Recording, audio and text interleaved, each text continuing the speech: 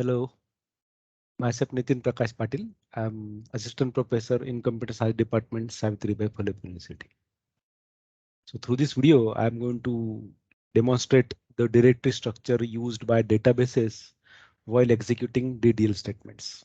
Now, as in a case study point of view, I would be using Postgres to demonstrate the same. Now, the agenda that I am going to follow for this whole demonstration would be like I will basically talk about the structure followed by Postgres to store information about database and tables after installation of Postgres database on the machine. Subsequently, later I will be demonstrating how exactly action is taken by OS in through communication with operating system when a user fires a create database or create table command. So the assumptions or say prerequisites that I'm considering over here are like the basic database concept should be known. SQL syntax also should be known. Basic concepts related to directory structure and file system should be known. Hands-on knowledge of interacting with Postgres through PSQL client is mandatory because that's what would be important for us. Even basic knowledge of Linux operating system, basic command should be known over there. Now, after you install Postgres as an application, okay, there is a concept called database cluster in general. Like when we do talk about database cluster is a directory on the disk where all databases would be stored. Now, when I say all databases, I mean to say the data related to all databases would be stored and generally referred as data area. Now, the data in a cluster is stored as a collection of different databases. Now, whenever we do talk about this cluster databases are managed by a single database server. So I mean to say one instance. Now, when you install PostgreSQL, say I'm assuming here a PostgreSQL 14 as a version point of view on Linux operating system basically. So the default data directory path for PostgreSQL, which can be seen rather in a configuration file /etc/ PostgreSQL/ so on, and then there is a configuration file called PostgreSQL.conf in the whole path, which states that by default after installation of PostgreSQL 14, say for example, the default database directory would be /var/lib/postgresql/14/main. When I say 14, if you install any other version, then 14 would be replaced by the respective version number. Now, after you install Postgres, a default database cluster is created with the directory mentioned above.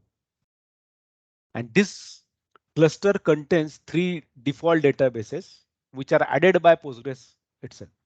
So the names for those default databases are Postgres, template 1 and template 0. Now this particular data directory will also be used for storing information about the databases which are created by the user. So I mean to say user created databases. Now when we do talk about these 3 databases, let us try to understand first what exactly they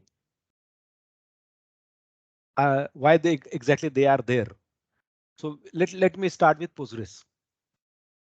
One of the default database created in a database cluster. Now this is a default database mostly used by utilities and for the users.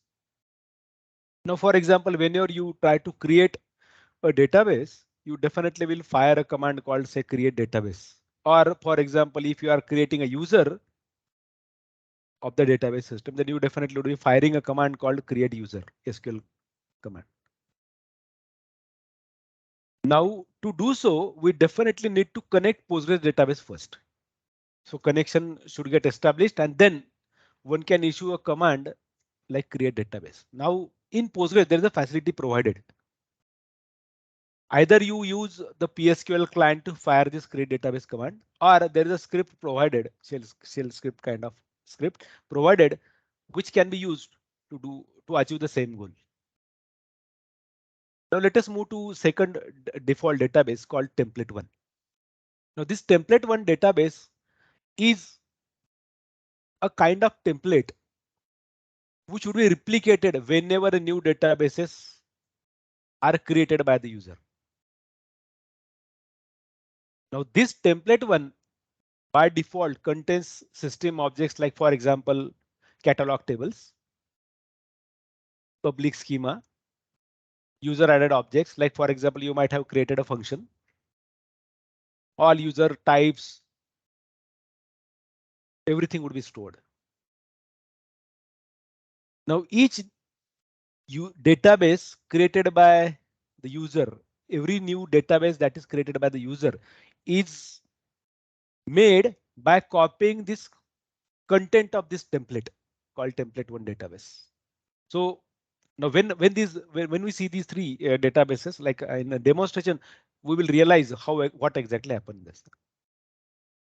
Now the third default database called template zero contains only predefined standard objects. Template zero is only meant for the system. No object created by user would be added into template zero. Okay, so let me try to probably demonstrate through PSQL client. So as we said, we will be using Linux operating system. Besides that, I'm going to make use of Postgres 14, the current version that I have installed on my laptop. So let me start with. So say, as I mentioned about that data directory in a configuration file. So let me show the thing. With assumption that I have installed Postgres. So if I see ls /etc/postgresql/14/main, this is the place, this is the directory where exactly all the configuration files related to Postgres would be stored. So let me open this file called postgresql.conf. Now, if we go below, one can identify that there is a file called data directory. There is one line added which stores a configuration parameter value for data directory parameter. So it is like /var/lib/postgresql/14/main. Now, if at all I need to see how many databases are added, so let me fire a command called psql-n. So one can see we have three databases added. They are default databases: Postgres, template 0, and template 1, which I already talked about. Now let me go to that directory cd/var. Okay, let me open another terminal so as to rather relate this with these three databases. So we will go to that data directory path which was seen by us in this postgresql.conf file. So /var/lib/postgresql/14/main. So we need to be Postgres because owner of that directory is Postgres. So cd/var/lib/postgresql/14/main. Now, if we see, there are some standard things are added, like standard files, standard directories. So if I see, most of them are directories, right? So I'm not talking about other directories, but I'm interested into this base. So let me write cd base. So if I write now ls-l, I should see three directories and one another directory called pgsql tmp. Let us not worry about this pgsql_tmp, but one can see that there are three directories created and they are identified by numbers, and the databases that we have are Postgres template 0 and template 1. So suppose if we go to PSQL client, okay, and if I write now, as we mentioned, that there would be a standard tables added or some standard what we can say is objects, system objects are created to template one. So I'm trying to access one of the object, which is a relation called PG underscore database, which stores information about all databases available with the PostgreSQL client or PostgreSQL server. Okay, so let me write OID, comma, dat name. This OID is object identifier, dat name is database name from PG database. Now we will see that we can see here that there are three databases which we mentioned earlier through this command as well, like whatever I wrote that there as psql-l. Right, so I could see list of databases. Similarly, I can get that similar kind of list from here. Select OID, comma, dat name from PG underscore database. Now these three databases are represented through this OID. On file, like from operating system perspective, these are the identifiers used for a directory. So directory name 1, that means you are referring to template 1. Directory with name to be 13759, that means you are referring to template 0. 13760, that means you are referring to Postgres. Now, as I mentioned earlier, like you can fire create database command. So for example, let me fire create database, say for example, Nitin with owner.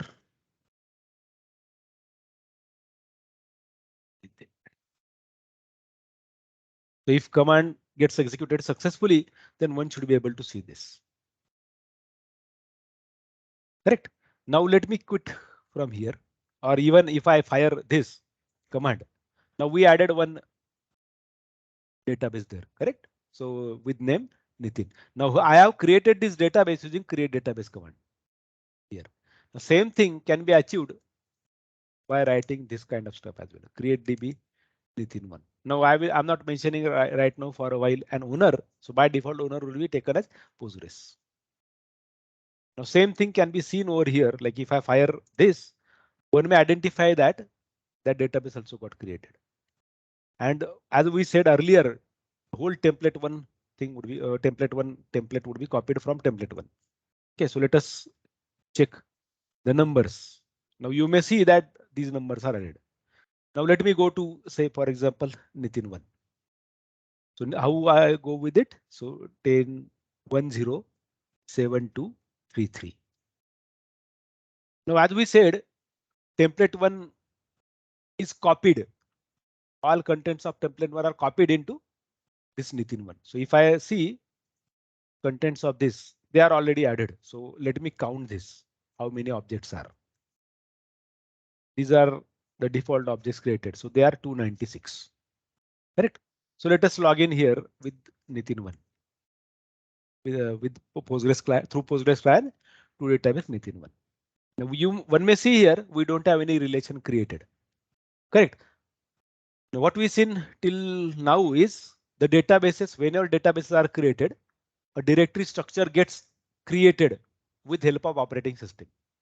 And we have seen like template one is going to play an important role, which is instructed by set of commands which are fired through Postgres. Right now, if you recall, while I fired that earlier command by writing only PSQL, I was working with Postgres database, and that's what we said. Postgres would be a default database which can be used to fire create database command, right? On the slides. Now we saw directory structure followed by databases. Now let us try to see what exactly happens when you fire a create object command. Like for example, create table student. Now for this, what we identified here was like in this directory, there are total 296 objects. So if I write ls-l by place. So these mostly are the files and most of them are identified by numbers too. Correct. So create table student. Let me say roll number, integer, name, varchar 20, say for a while. Let us fire this. Now when we created a table, its information is stored in a database. Now, like if you recall, What we said was that cluster will be containing your user created databases too, and that's what was seen by us when we saw this base. So these are the user created databases added in a cluster. So let me go back to 107233. Now we identified that earlier the total number of objects were 296. Now if I fire the similar command, you can identify here that there are 297. So if I see ls-ltr, so as to see the last object created, right? So there is object added there, this one with size to be 0. Now I need to find out whether this 107234 is related to student or not.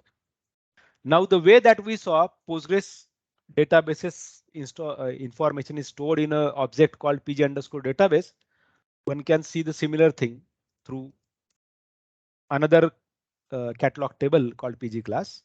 So rel name comma oid from pg underscore class, where rel name like student. You may see the same number occurring there, 107234. Correct, and currently size is 0. Now now let us try to see like how exactly OS and database are communicating with each other. Now when you insert a record, the insertion would be done on a block basis. So block size is considered here as 8192 bytes. So let me insert a record. Insert into student values 10 comma say. Now you must have seen I inserted one record.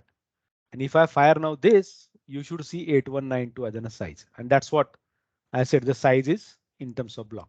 So if you keep adding this record till it reaches to 8192. Now currently we know we only inserted some characters and a number, correct? And the number of records are much more. So let me see this. Okay, 8192 still. So let me insert into student, select star from student. Let us see this still 8192, correct? Let me fire this. Now number of records should already are 12. So this becomes 24. So 12 plus 12, correct? So now let us check this. Still 8192. Let me make it 48. So you can see count